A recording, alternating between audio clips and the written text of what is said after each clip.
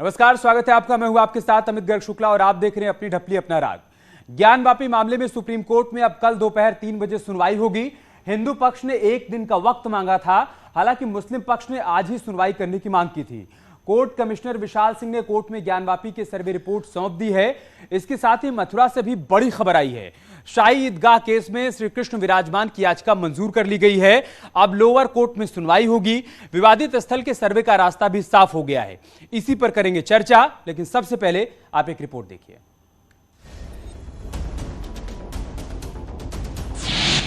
अयोध्या का काम जारी, मथुरा काशी की तैयारी। हमारा जो रिवीजन था उसे अलाउ कर दिया है, मीनिंग देयर बाय हमारा जो प्रीवियस सूट जो कोर्ट ने खारिज कर दिया था हमारा, वो चलेगा as per law and as per legal provisions. जो रिवीजन हमारा अलाउ हुआ है उसके तहत अब हमारा लिटिगेशन जो लोअर कोर्ट में प्रोसीड करेगा।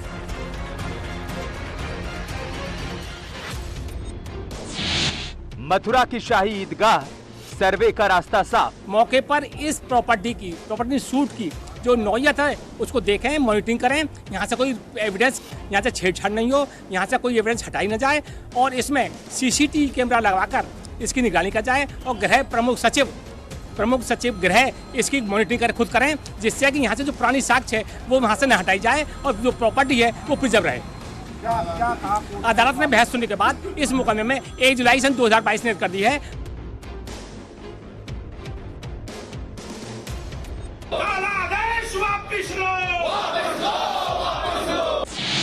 ज्ञानवापी में सबूतों की लिस्ट और कितने ट्विस्ट। देखिए, सर्वे की रिपोर्ट तो कोर्ट के रिकॉर्ड पे फाइल हो गई है। अभी जो मुस्लिम पक्षकारों की यहाँ पे दलील है, जब उसको डिसाइड कर लेंगे उसके बाद ट्रायल कोर्ट आगे प्रोसीड करेगा। डिपार्टमेंट है, क्या उसने ऐसी कोई रिपोर्ट दी थी? आर्कियोलॉजिकल डिपार्टमेंट ने क्या वहाँ ये रिपोर्ट दी कि वहाँ जो फुवारा है उसके ऊपर कोई शिवलिंग या कोई ऐसी चीज थी?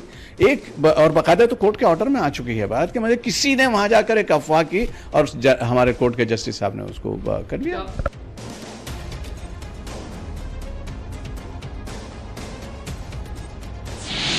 पहली रिपोर्ट में ट्रेलर, दूसरी रिपोर्ट में पूरी पिक्चर।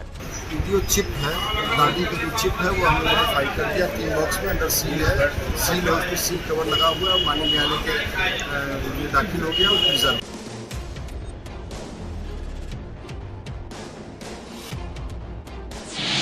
कोर्ट दर कोर्ट आस्था पर सुप्रीम लड़ाई जारी। हमने अपना पक्ष रख देंगे, सारी बातें रख देंगे।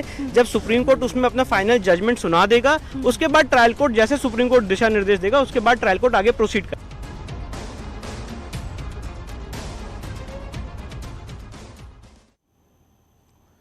और इसी मसले पर चर्चा करने के लिए हमारे साथ खास मेहमान भी जुड़ रहे हैं। प्रशांत उमराव हमारे साथ जुड़ चुके हैं, आप प्रवक्ता हैं भारतीय जनता पार्टी के। कपिल श्रीवास्तव हमारे साथ जुड़ चुके हैं, प्रवक्ता हैं समाजवादी पार्टी के। मां चेतनानंद सरस्वती हिंदू धर्मगुरु, फाजिल अहमद मुस्लिम स्कॉलर। इसके अलावा हमारे सहयोगी भी हमारे साथ जुड़ चुके हैं। मेनका दिल्ली से हमारे साथ हैं, अनुपम काशी से हमारे साथ हैं, नितिन गौतम मथुरा से हमारे साथ हैं। मैं सबसे पहले अपने सहयोगियों से अपडेट ले लेता हूं, उसके बाद मैं आप सबसे चर्चा की शुरुआत करूंगा।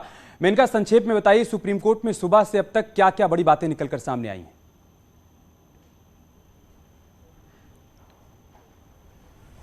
जी अमित, सुप्रीम कोर्ट पर सबकी निगाहें टिकी थी कि आज ज्ञानवापी मसले को लेकर जो याचिका सुप्रीम कोर्ट में दाखिल की गई है उस पर होगा क्या। तो सुप्रीम कोर्ट ने यही कहा है, 1 दिन का वक्त दे दिया है। हिंदू पक्ष की ओर से ये मांग की गई थी कि 1 दिन का वक्त उन्हें मिले ताकि वो जवाब दाखिल कर सके। तो 1 दिन का वक्त सुप्रीम कोर्ट ने हिंदू पक्ष को दिया है और साथ ही एक आदेश ये पारित किया है कि जब तक कि डबल बेंच सुप्रीम कोर्ट की यानी कि जस्टिस चंद्रचूड़ की और उनके साथ के वो सुनवाई न कर ले ज्ञानवापी के इस याचिका पर, तब तक जिला अदालत में जो मामला है वो आगे न बढ़े। यानी कि अभी तक वहां जहां तक बात पहुंची है वहीं रुक जाए। सर्वे की रिपोर्ट सौंप दी गई है, बस वो बात वहीं रुक जाए। जो नई 2 याचिकाएं लगाई गई हैं उस पर कोई आदेश ना हो सुप्रीम कोर्ट की ओर से। और ऐसा अदालत ने तब कहा जब मुस्लिम पक्ष की ओर से यह आशंका जाहिर की गई कि अगर हिंदू पक्ष को अदालत से वक्त मिल जाता है, स्टे मिल जाता है और इसी बीच जिला अदालत कोई आदेश दे देती है नए सर्वे को लेकर, तो बात जो है उनकी जो डिमांड है, उनकी जो उद्देश्य है उनका याचिका यहां लगाने का, उसकी पूर्ति नहीं हो पाएगी। हमारे साथ सुप्रीम कोर्ट के वकील भी इस वक्त मौजूद हैं, एसके भट्ट साहब। ज्ञानवापी मसले पर आज सुप्रीम कोर्ट ने 1 दिन का वक्त दे दिया है, अब इसका असर जिला अदालत की कार्रवाई पर क्या? सबसे पहले ये पड़ेगा कि अभी वो किसी प्रकार का आदेश जारी नहीं कर सकते हैं, क्योंकि किसी प्रकार का अगर विपरीत आदेश होता है तो उसका असर यहाँ के जजमेंट, इसको फ्रैक्चुअस कैसे टेक्निकल लैंग्वेज में कहते हैं कि केस फ्रैक्चुअस हो जाएगा। ये कोई और जजमेंट देंगे, ये कुछ और देंगे तो पूरा केस ही डिस्टर्ब हो जाएगा, उसका बेनिफिट भी अपोजिट पार्टी को मिलेगा। अगर केस फ्रैक्चुअस होता है तो वो उसको पूरी टोटली तरह डैमेज हो जाएगा। क्या इसको इस तरीके से भी देख सकते हैं कि अभी ज्ञानवापी को लेकर जिला अदालत में जो कुछ भी चल रहा है उसे एक तरह से टेक ओवर कर लिया है सुप्रीम कोर्ट ने? नहीं, टेक ओवर नहीं कर दिया, वो आने वाली संभावनाओं के देकर उन्होंने आदेश दिया है। ठीक है, कोई इस प्रकार का कदम ना हो जाए जिससे सामाजिक क्षति हो, सद्भावना की किसी प्रकार की क्षति ना हो, इस उद्देश्य से। और टेक्निकल बेस भी है कि जब हाई कोर्ट, सुप्रीम कोर्ट या हाई कोर्ट सुनवाई कर रहा है तो किसी याचिका में और उसी संदर्भ में अगर याचिका लगी हुई है तो वो वहीं तो वो रुक रुक जाती है, जाए। जिला अदालत नहीं कर सकता। This is the absolute. ठीक है, आप बने रहे हमारे साथ। एक बार अनुपम से भी अपडेट ले लेते हैं। अनुपम, काशी से क्या अपडेट है सुबह से अब तक का? देखिए अमित, सबसे बड़ी बात यह है कि जिस तरीके से हमने देखा कि आज सबकी निगाहें इस बात पर टिकी हुई थी कि जो कोर्ट कमिश्नर विशाल सिंह हैं वो अपनी रिपोर्ट सबमिट करेंगे और उस रिपोर्ट सबमिट के बाद क्या अगर वो रिपोर्ट सामने आती है तो उसमें क्या चीज़ें होती हैं। जो अजय मिश्रा जो कि पहले कोर्ट कमिश्नर थे, उनको बाद में हटा दिया गया था, उनकी जो रिपोर्ट सामने आई थी उसके बाद उसमें जो चीज़ें थी तो माना ये जा रहा था कि आज अगर वो विशाल सिंह की रिपोर्ट सामने आती है या उसमें कुछ चीज़ें पता लगती हैं तो सबसे महत्वपूर्ण तो यह है कि विशाल सिंह जो कि कोर्ट कमिश्नर थे, उन्होंने अपनी रिपोर्ट आज वाराणसी के सेशन कोर्ट में सबमिट कर दी। और उसके बाद से जब सुप्रीम कोर्ट ने इस पूरे मामले पर कहा कि निचली अदालत अब कोई फैसला नहीं देगी तो यहाँ के वकील और यहाँ के जो वादी पक्ष और प्रतिवादी पक्ष के लोग थे वो काफी पसोपेश में थे कि अब अगर सुनवाई होती है तो कोर्ट क्या करेगी, क्योंकि लगातार 3 याचिकाएं थी। एक मंदिर पक्ष की याचिका थी, एक और सर्वे की मांग की जिसमें कि तहखाने के अंदर जो मलबा है उसको हटा करके और दीवार को हटा करके सर्वे की मांग थी। एक जो शासकीय अधिवक्ता है महेंद्र पांडे, उनकी एक याचिका थी जिसमें मछलियों के जीवन और शौचालय को लेकर याचिका थी। तो इन सब चीजों पर फिर जब लंच के बाद कोर्ट ने दोनों पक्षों को सुना तो उसके बाद 23 तारीख तय कर दी है और अब 23 तारीख को एक बार फिर सुनवाई होगी। यहां पर यह चीज समझना होगा कि सुप्रीम कोर्ट ने यह बात कही है कि जो निचली अदालत है वो कोई फैसला नहीं देगी, सुनवाई वो अदालत कर सकती है। यानी कि वाराणसी की सेशन कोर्ट में इस मामले की सुनवाई जरूर होगी लेकिन यहां से कोई फैसला निकल करके अमित सामने नहीं आएगा। हाँ, ये अच्छी बात है। आप दोनों हमारे साथ बने रहिए और अगर आपके मन में कोई सवाल हो तो आप गेस्ट से पूछ भी लीजिएगा।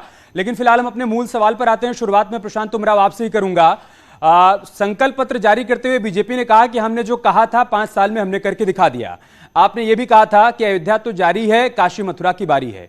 काशी में कॉरिडोर का निर्माण हो गया, ज्ञानवापी का मसला अभी कोर्ट में है। अभी मथुरा से भी बड़ी खबर सामने आ गई है कि वहां पर भी याचिका स्वीकार कर ली गई है। तो क्या इस मामले में माना जाए कि आप लोगों ने जो कहा था वो करके दिखा दिया? देखिए, ये पूरी तरीके से भारत के नागरिकों के, सभी नागरिकों के, सभी धर्मावलंबियों के फंडामेंटल राइट्स का मामला है। भारत के संविधान का अनुच्छेद 25 सभी को राइट टू वर्शिप का, राइट टू प्रोपोगेट का, रिलीजन का राइट देता है और उसी अधिकार की मांग के लिए, उसी अधिकार को पूरा करने के लिए कुछ महिलाएं वहां पर मां श्रृंगार गौरी की पूजा के अधिकार की मांग के लिए कोर्ट गई थी। 1990 तक वहां पर मां श्रृंगार गौरी की पूजा होती थी ज्ञानवापी परिषद में। मुलायम सिंह यादव ने बिना किसी कोर्ट के आदेश से केवल कानून व्यवस्था का हवाला देते हुए वहां के अपने बनारस के एक मित्र अनवारुल हक के कहने पर अवैध तरीके से वहां पर मां श्रृंगार गौरी की पूजा बंद करवा दी थी और बैरिकेड करवा दी थी। उसी अधिकार की पूजा के लिए लोग वहां पर गए हैं। सेम इसी तरीके से आर्टिकल 25 के तहत लोग मथुरा में गए हैं। मथुरा की कोर्ट ने भी उनको अनुमति दे दी है, उसके पिटीशन उनकी स्वीकार कर ली है।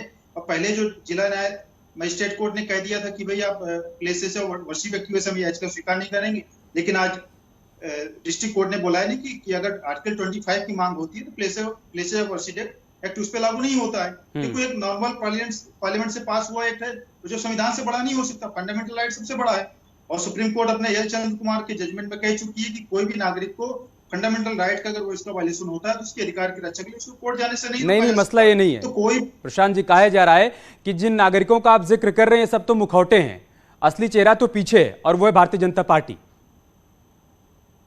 देखिए, जो काशी विश्वनाथ का मामला है 1990 से ही चल रहा है। अभी से ऐसा नहीं कि नया मामला, ये कुछ पेटिशंस अभी दाखिल हुए हैं, कुछ पेटिशन 1990-91 में दाखिल हुई थी। 1996 में भी एक सर्वे का आदेश हुआ था। एक सर्वे ऐसा होना था कि केवल ऊपर उसके मस्जिद के अंदर सर्वे होना था और एक सर्वे होना था उसकी खुदाई करके सर्वे होना था। और भारतीय जनता पार्टी सभी नागरिकों के मूल अधिकार को उनको लागू करने। हाँ, लेकिन इन मांगों को बल तभी मिला है जब दोनों जगहों पर आपकी सरकार है। आप बने रहे हमारे साथ। कपिल श्रीवास्तव, राम भक्तों पर गोली चलवाने का दंश आप लोग झेल ही रहे थे। कल अखिलेश यादव ने एक बड़ा बयान दे दिया। उन्होंने कह दिया कि हम तो कहीं पर भी हमारे यहाँ तो सनातन धर्म में ये है कि कहीं पर भी मंदिर का निर्माण हो सकता है। पीपल के पेड़ के नीचे झंडा गाड़ दीजिए, वहां पर आप एक मूर्ति रख दीजिए और बन गई मंदिर। कपिल श्रीवास्तव से हमारा संपर्क नहीं हो पा रहा शायद। यही सवाल मैं चेतनानंद जी आपके पास लेकर आ रहा हूं, क्या अखिलेश यादव ने अपने पैर पर कुल्हाड़ी मारी है या कुल्हाड़ी पर पैर मार लिया है बयान देकर?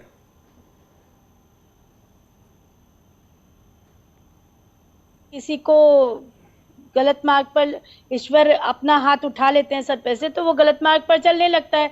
वो हम नमाजी थोड़ी ना है कि सड़क पे नमाज पढ़ लेंगे। हमारे यहाँ एक प्रक्रिया होती है और हमारे यहाँ ईश्वर को जो देव प्रतिमाएं हैं उनको प्राण प्रतिष्ठा की जाती है। ऐसे ही मंदिर स्थापित नहीं होते। हाँ, ये बात सही है कि जो प्राकृतिक वस्तुएं हैं, जैसे सूर्य है, चंद्रमा है, पीपल का पेड़ है, हम उनको अर्घ देते हैं, उनकी पूजा अर्चना करते हैं, हमारी मान्यताएं हैं। लेकिन मंदिर हर जगह नहीं हो सकता है। मंदिर का अपना एक स्थान होता है और मंदिर में देव प्रतिमाओं की प्राण प्रतिष्ठा होती है। लेकिन अखिलेश यादव जी सनातनी नहीं है। वो तो ये कहते हैं, जब वो जीत कर आए तो उन्होंने कहा कि मैं मुसलमानों की वोटों पर जीत के आया हूँ। तो जो व्यक्ति नमाजी है और जो मुसलमानों की वोटों पर जीत कर आया है, उससे इसी तरीके की बातों की उम्मीद करनी चाहिए। दुर्योधन का रोल वो प्ले कर रहे हैं, अच्छा रोल है उनका, क्योंकि जब तक दुर्योधन नहीं होगा तो महाभारत में कैसे अर्जुन का पौरुष सिद्ध होगा। तो मुझे लगता है कि ठीक है उनका वक्तव्य, लेकिन प्राण प्रतिष्ठा के साथ मंदिर में स्थापना होती है देव प्रतिमाओं की, और हर जगह मंदिर नहीं हो सकता। हम लोग नमाज पढ़ने वाले लोग नहीं है कि सड़क पर कपड़ा बिछाया, ये उनकी आस्थाएं हैं। हमारी आस्था ये नहीं है। हमारे यहाँ तो बहुत स्वच्छ और साफ जगह पर मंदिर का निर्माण होता है। ठीक है, कपिश जी अभी हमारे साथ जुड़े नहीं है, वरना मैं इस पर उनसे रिएक्शन लेता। लेकिन मैं फिलहाल आपके पास आ रहा हूं फाजिल अहमद साहब। अभी मामला कोर्ट कचहरी में है, लेकिन जिस तरीके के बयान सामने आ रहे हैं, फिर चाहे वो ओवैसी का बयान हो या फिर शफीकुर रहमान बर्क का, ऐसा लग रहा है कि आग में घी डालने का काम किया जा रहा है। शफीकुर रहमान बर्क तो ये कह रहे हैं कि जाने कुर्बान कर देंगे। देखिए, जिसका जो भी मन में आ रहा है कह रहा है, ये एक धार्मिक आस्था का विषय है और लोगों को लग रहा है कि कहीं ना कहीं आर्टिकल वर्शिप एक्ट बनने के बाद भी देश में इस तरह का माहौल बनाया जा रहा है। तो राजनीति की बात है तो हर कोई राजनीति करने वाले भी कूद पड़े हैं इसमें, तो हर कोई कुछ न कुछ करेगा ही। दूसरी बात यह है कि अभी चेतनानंद जी बोल रही थी अखिलेश यादव के बारे में, तो अखिलेश यादव इनको कभी भी पसंद नहीं आते, क्योंकि वो पिछड़ी जाति के हैं और पिछड़ी जाति को तो कहीं कोई स्थान मिलता ही नहीं है। तो अगर अखिलेश यादव से इनको इतनी बुराई, इतना एलर्जी, इतना उनसे प्रॉब्लम रहती है इसलिए कि वो यादव हैं और पिछड़ी जाति से आते हैं, तो पिछड़ी जाति को कहाँ सम्मान मिलता है? उनको मंदिर में जाने की इजाजत ही नहीं है, चाहे कुछ इस तरह की बात ही नहीं है। तो ये सब बातें राजनीतिक हैं और राजनीति इस पे की जा रही है। और अखिलेश यादव ने कुछ ऐसी बात तो नहीं कही। और रासवाल की जब एक सेकंड सब कोई कुछ एक सेकंड फाजिल अहमद, अखिलेश यादव ने जो बात कही कोई ऐसी बात नहीं कही, इसको थोड़ा क्लियर करिए आप। अखिलेश चेतनानंद जी की बात में कह रहा है कि उनको अखिलेश यादव की बात, आपने कहा कि अखिलेश यादव ने जो बात कही ऐसी कोई बात नहीं की, आप क्लियर करिए उनके बयान को। नहीं तो अखिलेश यादव ने क्या कह दिया, आप बताइए ना क्या कहा जो आपको इतना बुरा लग गया अखिलेश यादव की बात? आप बताइए पहले क्या कहा, उसके बाद मैं उनसे पूछूंगा कि उनको बुरा लगा या नहीं लगा और क्यों बुरा लगा। पूछिए उनसे कि क्या अखिलेश यादव ने ऐसा क्या कह दिया। मंदिर तो कहीं बन जाता है ना, उन्होंने यही ना कहा कि कहीं भी मंदिर बन जाता है। पीपल के पेड़ के नीचे ईंट पत्थर रख देंगे, झंडा लगा देंगे, मंदिर बन गए, यही कह रहे हैं आप? मंदिर है, आप सड़क के किनारे मंदिर है, सब जगह मंदिर है, तो उसको अखिलेश यादव ने गलत क्या कह दिया? हम लोग वो लोग नहीं है फजील अहमद साहब जो कहीं भी मुर्दा गाड़ दें और उसके बाद कहने लगे ये हमारी मजार है। हम भूमि अधिग्रहण करने वाले लोग नहीं है, हम जबरन कब्जा करने वाले लोग नहीं है। हमारे यहाँ देव प्रतिमाओं की प्राण प्रतिष्ठा होती है, स्थापित किए जाते हैं, शोभा यात्राएं निकलती हैं मंत्रोच्चारण के साथ, और कानूनी रूप से जान लीजिए, पहले किसी वकील से सलाह ले लीजिए, लीगल पर्सनैलिटी है हमारे यहाँ देव प्रतिमा, इसलिए कृष्ण विराजमान कहा जाता है। श्री कृष्ण विराजमान, रामलला विराजमान, अर्थात उनको विराजित किया गया है और उनकी प्राण प्रतिष्ठा कर उनमें ये माना गया है कि लीगल पर्सनैलिटी है। पहले कानून की जानकारी ले लीजिए, कहीं भी मैं नितिन के पास जाऊंगा, लेकिन ऐसा कर सकते हैं क्या कि आप 2 विन बना दीजिए? इसलिए आपको बुरे लगते हैं, हमेशा मायावती जी दलित है इसलिए आपको बुरी लगती है। फजील अहमद जिनके हाथ हमारे रक्त से सड़े हुए हैं उन लोगों को सर पर नहीं बैठाया जाता।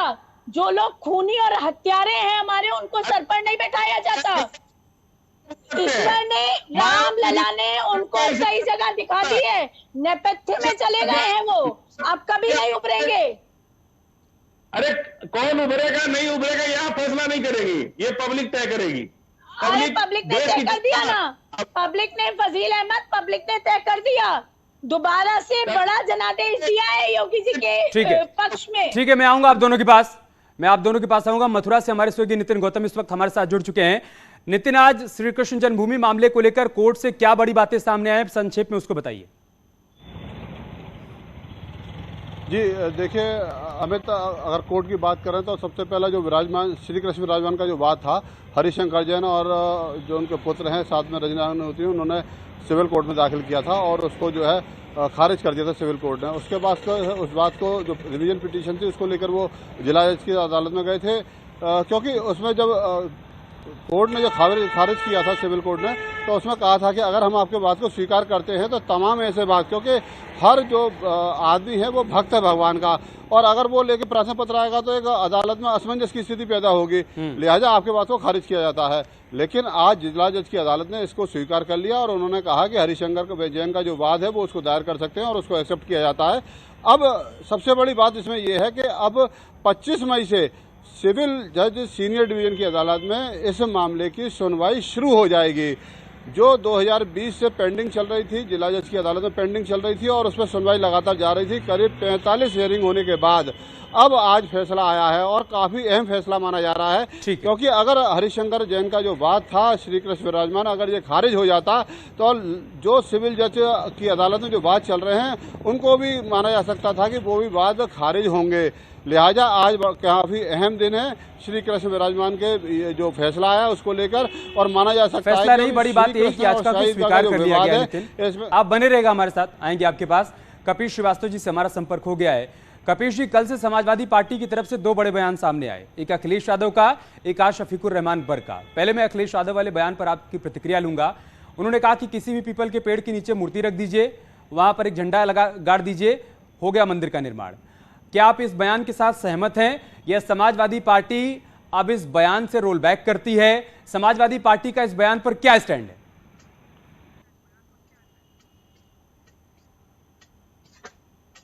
देखिए, एक बात मैं बहुत स्पष्ट कर देना चाहता हूं कि समाजवादी पार्टी का स्टैंड क्लियर है।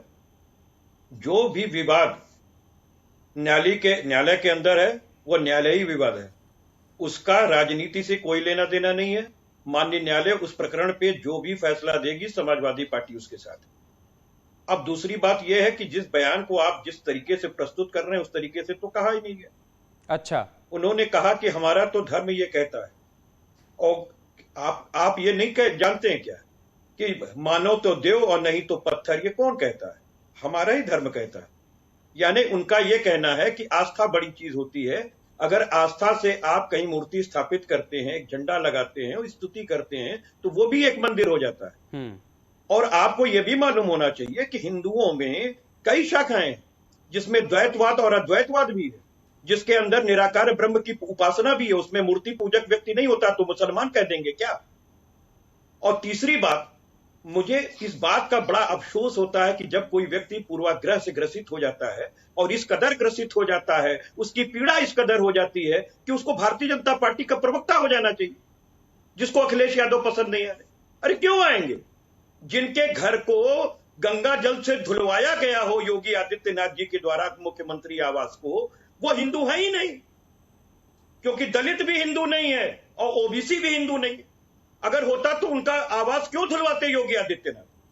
तो जहां वोट लेना होता है वहां सब हिंदू हो जाते हैं। ठीक है कपिश जी, और जहां पूजा आराधना पे अधिकार देना होता है वहां कहां होता है? सर, मैं तो ये पूछ रहा हूं कि मैंने आपको पूरा मौका दिया, आपकी बात सुनी गई, आपने ये तो समझा दिया कि देखिए सनातन धर्म में कहता है कि ईश्वर साकार भी है, ईश्वर निराकार भी है, लेकिन अखिलेश यादव ने जो बयान दिया वो किस संदर्भ में दिया ये भी समझा दीजिए अभी जो लोग जुड़े उनको।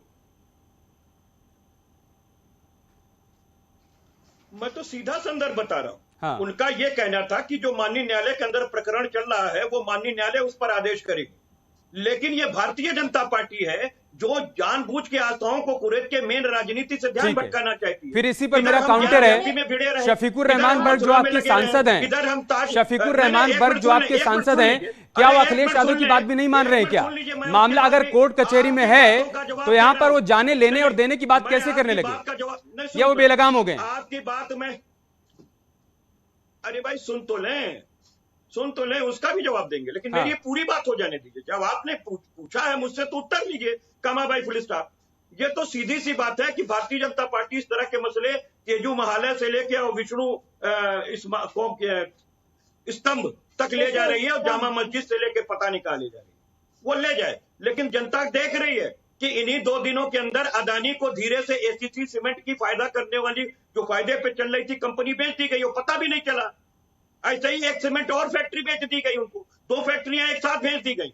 70,000 ग्रुप डी की सर्विसेज जो रेलवे के अंदर थी उस सरेंडर कर दी गई। लेकिन बर्ग जो कह यानी रहे कि हैं आप तो वैसे ही हिंदू विरोधी हैं, हिंदू विरोधी है भारतीय जनता पार्टी के लोग। ठीक है सर, जीवित हिंदुओं का हमने आपको पूरा मौका दिया, पूरी तसल्ली के साथ आपको सुना। अब आप इस पर जवाब भी ले लीजिए, अब आप इस पर जवाब भी ले लीजिए। सर, हर सवाल का ये जवाब नहीं हो सकता ना कि महंगाई है, बेरोजगारी है, उस पर भी बात करिए, इसका मतलब बाकी सारे मुद्दों पर बात न करें। इस पर प्रशांत उमराव जवाब दे रहे। अरे कपीश जी, इतने उतावले काहे हो रहे हैं भाई? ये कोर्ट थोड़ी ना है, तसल्ली से सुनिए अब ना।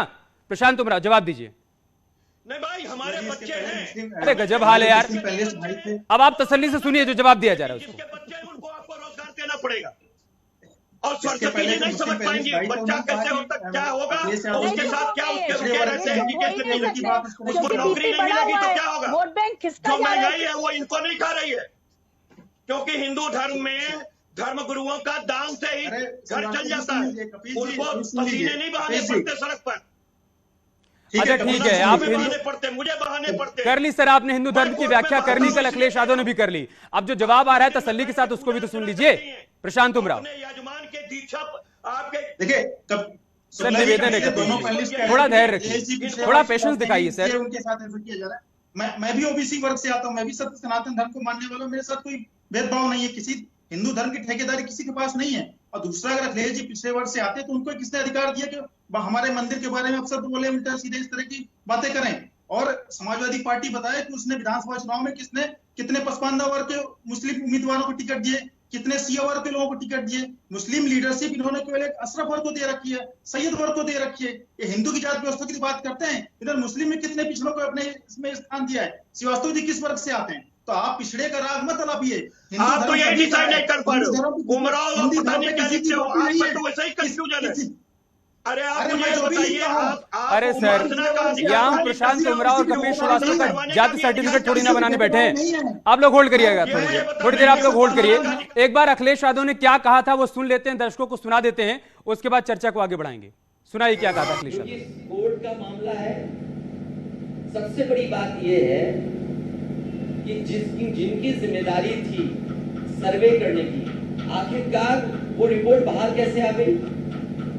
और हमारे धर्म में तो ये है, हिंदू धर्म में कहीं भी पत्थर रख दो, एक लाल झंडा रख दो, पीपल के पेड़ के नीचे मंदिर बन गया। चेतनानंद जी क्या कहेंगी आप इस बयान पर? क्या मंशा हो सकती है इसके पीछे?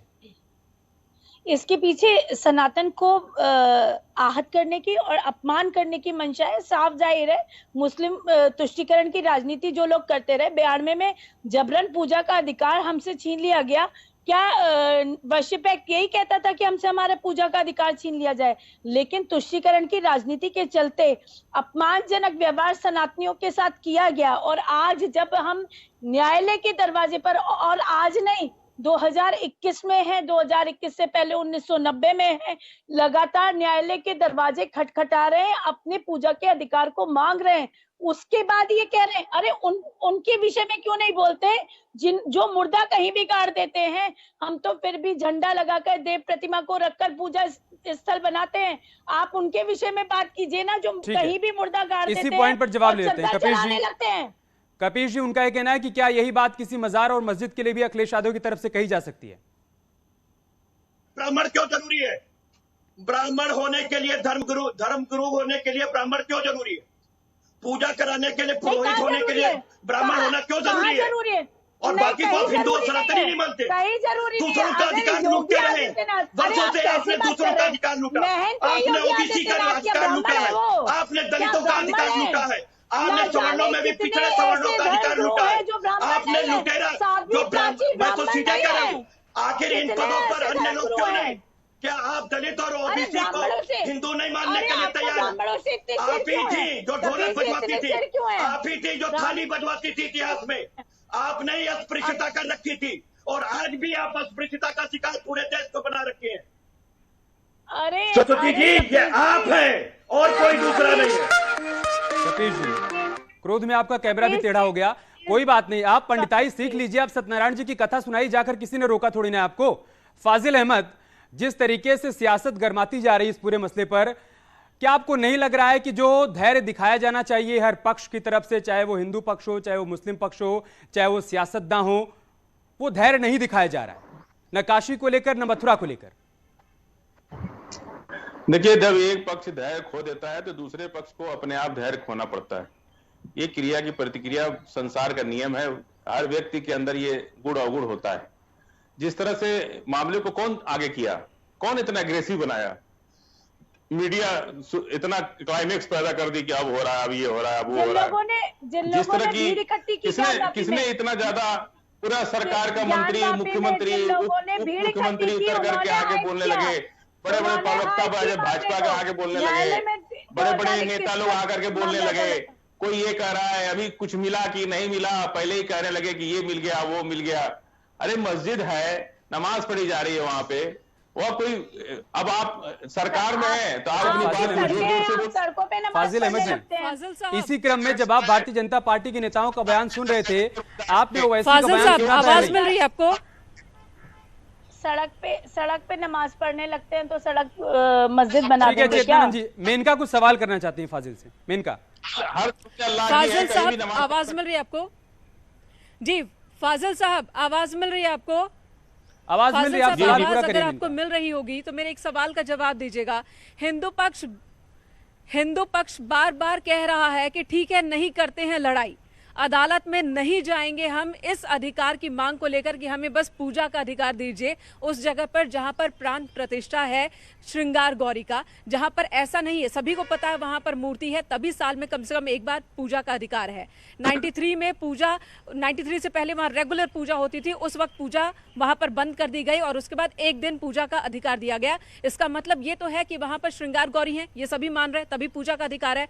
वो उन्हें अदालत का रास्ता लेना पड़ा है कि वो पूजा कर सके इस अधिकार के लिए। तो हिंदू पक्ष कह रहा कि क्यों ये लड़ाई करे, आप आइए सामने से कह दीजिए कि आप सालों भर पूजा कीजिए, बात खत्म, आपसी भाईचारा भी कायम रहेगा, लड़ाई वहीं खत्म हो जाएगी और जो इस पर राजनीति कर रहे हैं उनकी राजनीति की दुकान भी बंद हो जाएगी। मुस्लिम पक्ष आए सामने, आ जाएं सामने, वो कह रहे हैं। मैं बोलूं अब? जी फाजिल जी बोलिए। जी देखिए, श्रृंगार गौरी ज्ञानवापी मस्जिद के अंदर नहीं है, वो बाहर है, बाहरी प्रांगण में है। वहां पूजा जैसे हो रही थी, आप पूजा करिए, कौन मना करता है आपको जाकर? पूजा की लड़ाई तभी तो पूजा का अधिकार के लिए अदालत जाना पड़ा, तभी तो रहा है। आज जो भी कोर्ट कमिश्नर ने जो रिपोर्ट सौंपी वो सब बाहरी प्रांगण का सर्वे की रिपोर्ट सौंपी ना, मस्जिद के अंदर तो नहीं, शायद आपको जानकारी नहीं है। 2 रिपोर्ट सौंपी गई है, एक बाहरी प्रांगण की है, एक अंदर जो तहखाने हैं उसकी है। और ये बात सही कह रहे हैं आप कि वो मस्जिद परिसर में, मस्जिद के भीतर नहीं है। लेकिन मेनका का सवाल ये था कि साल में एक दिन पूजा करने का अधिकार फिलहाल उनको मिला हुआ है। वो ये कह रही हैं कि अगर वहां पर श्रृंगार गौरी का मंदिर है तो आप हमें पूरे साल पूजा करने का अधिकार दे दीजिए ना, बना रहेगा भाईचारा।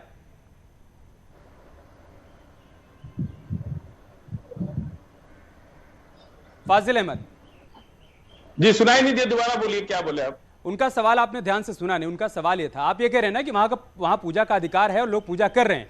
उनका सवाल ये था कि पूरे साल पूजा का अधिकार अगर वो महिलाएं मांग रही हैं तो वो कहां गलत हैं? अगर भाईचारा कायम रखना था तो परमिशन दे देनी चाहिए थी। की बात, जो पूजा जहां होती थी मस्जिद के अंदर तो नहीं होती थी, अरे परिसर के भीतर है ना श्रृंगार गौरी का मंदिर भाई। तो वहां जहां पूजा आप करते थे वहां जाके पूजा का अधिकार मांगे ना। आप तो मस्जिद के अंदर सर्वे कमेटी क्या करने गई? या अंदर की रिपोर्ट क्यों करना चाहते हैं? मस्जिद सर्वे के अंदर, मस्जिद के अंदर सर्वे करवा रहे हैं। अब मस्जिद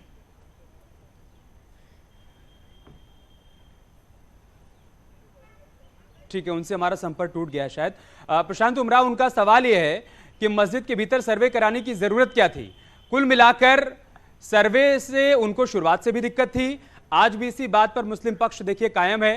प्रवक्ता भी जो जुड़ते हैं वो यही सवाल खड़ा करते हैं कि बाहर अगर मस्जिद प्रांगण में पूजा अर्चना कर रहे थे तो करते रहते ना, सर्वे के लिए क्यों पिटीशन दाखिल कर दी और मस्जिद के भीतर सर्वे करने की क्या जरूरत पड़ गई?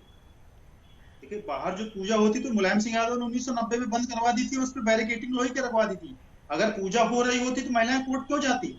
और जहां तक सर्वे की बात है, एक सर्वे का आदेश 1996 में भी दिया गए थे, ये भी 2022 का भी आदेश नहीं है, उसके पहले भी एक बार आदेश दिया गया मंदिर के अंदर का भी सर्वे करने का और उसकी खुदाई करने का भी आदेश। और जिसकी चोर की दाढ़ी में तिनका होता है उसी को डर लगता है। आपको अगर लगता है कि वहां पर कुछ गलत नहीं हुआ तो आप सर्वे करवा लीजिए, क्या समस्या हो रही है? आप जो स्कूप में शिवलिंग मिला है वहां पर आप जबरदस्ती पानी भरे हुए थे, पानी जब खाली कराने किया गया तो आप बहाने बनाने लगे, नहीं पानी नहीं खाली कराएंगे।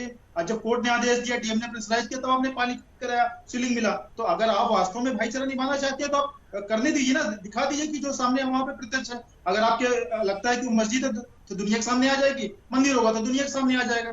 लेकिन ये जो भाईचारे को और गंगी जमुनी तहजीब का ये जो लबादा दिखाया जा रहा है, ये केवल हिंदुओं को बेवकूफ बनाने के लिए दिखाया जा रहा है। और उस दिन जब शिवलिंग सामने आ गया उसके बावजूद इन्होंने अनुपम भी हमारे साथ जुड़े हुए हैं बनारस से, एक बार उनके पास से लेते हैं। अनुपम, सुबह से 2 सर्वे रिपोर्ट को लेकर तमाम तरीके की बातें सामने आ रही हैं। अजय मिश्रा की तरफ से जो सर्वे रिपोर्ट दाखिल की गई है उसमें भी कई दावे किए जा रहे हैं हिंदू पक्षकारों की तरफ से, और जो विशाल सिंह ने दाखिल की है उसको लेकर भी कई दावे किए जा रहे हैं। उस पर क्या चर्चा चल रही है बनारस के भीतर? देखिए, सबसे बड़ी बात यह है, अमित, बहुत महत्वपूर्ण आपने सवाल किया, क्योंकि आज सुबह से जब से हम काशी पहुंचे हैं, हम काशी के लोगों से मिल रहे हैं, काशी के अलग अलग वर्ग के लोगों से मिल रहे हैं, महिलाओं से बातचीत कर रहे हैं, युवाओं से बातचीत कर रहे हैं। और जिस तरीके से पहले जब कोर्ट कमिश्नर अजय मिश्रा थे, उन्होंने जब अपनी रिपोर्ट दाखिल की और वो रिपोर्ट जब सार्वजनिक तौर पर सामने आई तो उसमें शिलापट, आकृति और तमाम चीज़ों का जिक्र किया गया है। और जिस तरीके से विशाल सिंह, जो कि अब कोर्ट कमिश्नर है, उन्होंने अपनी रिपोर्ट दाखिल की है, भले ही वो रिपोर्ट अभी औपचारिक तौर पर सभी के पास नहीं है, लेकिन सूत्रों के हवाले से जो जानकारियां हैं उसमें शिवलिंग का जिक्र किया गया है और तमाम और बातों का भी जिक्र किया गया है, जैसा सूत्र हमें बता रहे हैं। जब हमने काशी के लोगों से इस पर बातचीत की, जैसा कि आपने सवाल भी किया, तो काशी के लोग कह रहे हैं कि जो इतिहास हमने पढ़ा है, जो इतिहास हमने जाना है, वही हम अपने सामने देख रहे हैं। नंदी के सामने शिवलिंग है, ये सब जानते थे और कहीं ना कहीं इतिहास में भी हमने इन सारी चीज़ों का वर्णन देखा है और वही अब हम साकार होते हुए दिख रहे हैं। तो तमाम महिलाओं से जब हमने बातचीत की तो उन्होंने कहा कि अब हम वो जल्द दिन देखना चाहते हैं जब हम वहां पर पहुंच करके पूजा करें और उनको अदालत पर, सुप्रीम कोर्ट पर या लोअर कोर्ट पर, जहां पर भी ये पूरा मामला चलेगा, उनको पूरा भरोसा है कि ज्ञानवापी का जो सच है वो बहुत जल्द सबके सामने आएगा। और लोग ये मान रहे हैं कि जिस तरीके से कहा गया कि बाबा मिल गए जब सर्वे के बाद, तो उनको कहना है कि बाबा जाहिर तौर पर मिल गए हैं और हम अब जल्द ही सुप्रीम कोर्ट इस पूरे मामले पर अपना फैसला सुनाए और जहां पर शिवलिंग है वहां पर हम पहुंच करके अपने बाबा की पूजा अर्चना शुरू करेंगे और मंदिर में जा करके पूजा अर्चना और पाठ शुरू किया जा सके। लोग ये उम्मीद लगाकर बैठे हैं। अमित, ठीक है। चेतनानंद जी, मथुरा मामले में भी आज याचिका स्वीकार कर ली गई है, मतलब यह है कि वहां श्री कृष्ण जन्मभूमि और शाही ईदगाह को लेकर भी सुनवाई होगी। उसको लेकर आप लोगों का क्या स्टैंड है, आगे क्या एक्शन प्लान है? देखिए, बहुत स्पष्ट है, न्यायालय पे विश्वास था, पहले खारिज किया गया, उसके बाद आज टाइटल सूट की परमिशन दे दी गई है। तो ईश्वर रास्ता दिखाएंगे, योगेश्वर श्री कृष्ण है, उन्हीं के आश्रय हम लोग हैं, और महादेव हैं, दोनों जो रास्ता दिखाएंगे उसी रास्ते पर हम लोग आगे चलेंगे। नहीं तो इतना सरल थोड़ी ना था राम जन्मभूमि मिल जाना। 500 साल का खूनी संघर्ष रहा, उसके बाद राम जन्मभूमि मिली। तो हर संघर्ष के लिए हम लोग तत्पर हैं, तैयार हैं। न्यायालय के माध्यम से जो भी निर्णय आता है उसको सहज स्वीकार करेंगे और हमें विश्वास है कि महादेव हमारे विजय का मार्ग प्रशस्त करेंगे। प्रशांत उमराव जी, आखिरी के 1 मिनट हमारे पास हैं। देखिए, मामला कोर्ट कचहरी में है, हर कोई धैर्य के साथ प्रतीक्षा कर रहा है कि कोर्ट की तरफ से क्या फैसला आता है, लेकिन ये जो सियासी बयानबाजी हो रही है दोनों ही तरफ से, फिर चाहे वो भारतीय जनता पार्टी के नेताओं की बात करें या फिर समाजवादी पार्टी के नेताओं की बात करें, ओवैसी साहब की बात करें, क्या इन बयानों पर भी विराम लगेगा? क्या वही धैर्य नेता भी दिखा पाएंगे क्या फैसला आ जाने तक? देखिए, भारतीय जनता पार्टी का आधिकारिक बयान है कि जो कोर्ट का जो भी निर्णय होगा उसका हम सम्मान करेंगे, उसको मानेंगे। और कोई नागरिक, कोई हिंदू नागरिक अगर अपने आर्टिकल 25 के संविधान के द्वारा प्रदत्त पूजा के अधिकार के अंतर्गत कोर्ट जाता है तो वो जाए, उसको हम समर्थन करते हैं और जो भी कोर्ट निर्णय देगी उसको हम मानेंगे। यहाँ किसी के, हमारे या किसी का बयान से तो कोर्ट का निर्णय बदलने वाला नहीं है। जो भी निर्णय होगा उसको मानना पड़ेगा, और जिसको पूजा का अधिकार है पूजा का अधिकार मिल करके देगा, उसको कोई कोर्ट नहीं रोक सकती। संविधान से बड़ा इस देश में कोई चीज नहीं है। संविधान अगर 25 के तहत पूजा का अधिकार देती तो पूजा का अधिकार मिल करके रहेगा, उसको हम सम्मान करते हैं। समय हमारे पास इतना ही था। बहुत शुक्रिया आप सभी का हमारे साथ जुड़ने के लिए, इस चर्चा का हिस्सा बनने के लिए।